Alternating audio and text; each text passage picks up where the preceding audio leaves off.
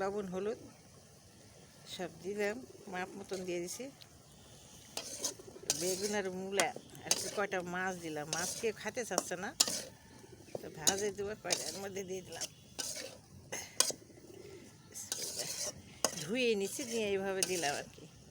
ধোয়া লাগে, কাটে ধোয়া লাগে, হয়তো অনেকে বলে যে ধোয়া দেখান না কেন। এখন একটু পানি দেবো, দিয়ে ঢাকে দেবো, আবার পরে ফিরে আসবো। ফিরে আসবো দেখুন হয়েই যাবে এখন। তো মূলাই শাক আবার হয়ে গেছে।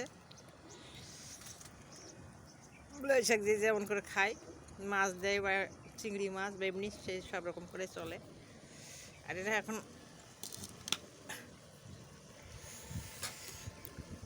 ভাত হচ্ছে আমার। একটু পানিও দিয়ে দিলাম, এতে পানি দিয়ে দিলাম, হয়ে যাবে।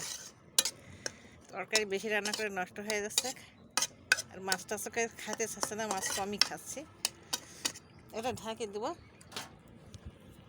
একটু সিদ্ধ হয়ে গেলে একটু ঢাকে দেবো। সবই দিলাম, লবণ এখন দিলাম, লবণ একটু দিলাম অল্প অল্প, খেয়াল করা পাচ্ছে।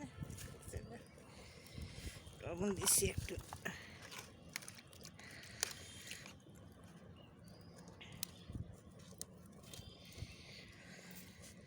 এটা ঢাকে দেবো, এটা সিদ্ধ হয়ে গেলে নামাবো, পানিটা শুকিয়ে যাবে, তখন নামাই নেব।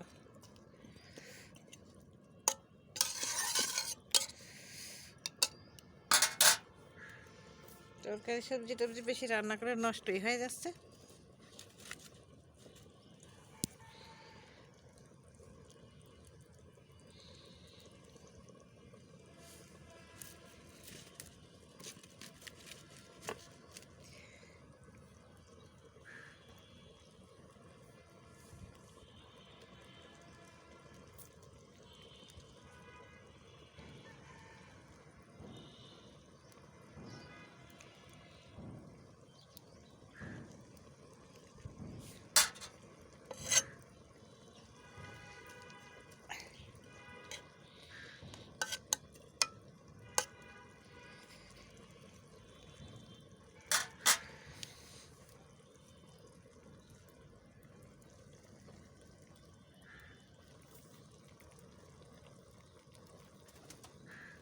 তো এটা হলো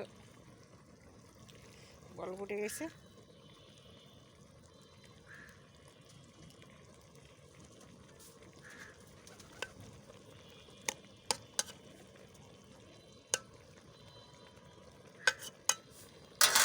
মাছ খাইতে চাচ্ছে না, কয়টা মাছ আছে, ডিম ভাজার এই কটা ভাজে নেব।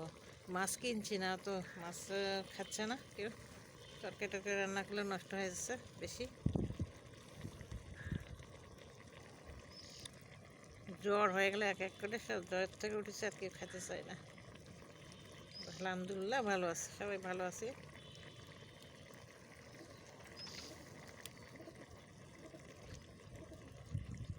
এটা আমি একটু ঢেকে দেবো এখন, ঢেকে দিলে একটু পরে এটা নামাই নিব। এটা হয়ে গেছে, একটু সিদ্ধ হবে, এটা হয়ে গেলে নামাই নেব। কিছুক্ষণ পরে নামাই নেব, হয়ে গেছে আর কি, সিদ্ধ হয়ে গেলে পানিটা একটু কমে যাবে, নামাই নেব। ঢেকে দিলাম।